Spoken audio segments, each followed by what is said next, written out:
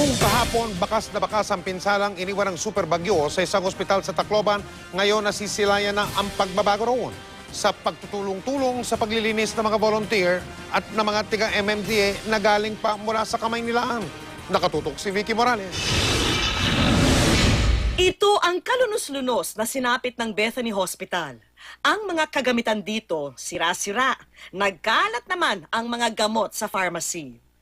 Nakarating pala sa MMDA ang kondisyon ng ospital, kaya agad nila itong inasikaso. Matapos natin puntahan ang Bethany Hospital kahapon, babalikan po natin yan ngayon para makita kung may mga pagbabago sa ospital.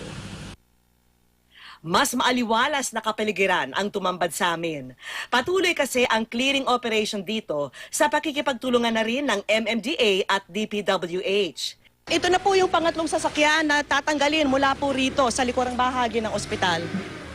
Sa kasagsagan kasi ng super bagyong Yolanda, natangay at nagkapatong-patong ang mga sasakyan sa likurang bahagi ng ospital. Maaliwalas na rin sa loob. Dito naman po sa dialysis unit, tinanggal na yung 9 na dialysis machine, pati na yung mga patient chair para nga bigyang daan ang paglilinis dito sa lugar na ito. Ang pharmacy at ang stock room, unti-unti na ring nililinis. Ang susunod naman daw na gagawin, bobombahin ito ng bombero para lahat ng putik talagang matanggal at ma-wash itong mga dextrose na ito na maaari pang sigurong pakinabangan. Ang mga bagong gamot naman ng ospital, meron ng pansamantalang lalagyan.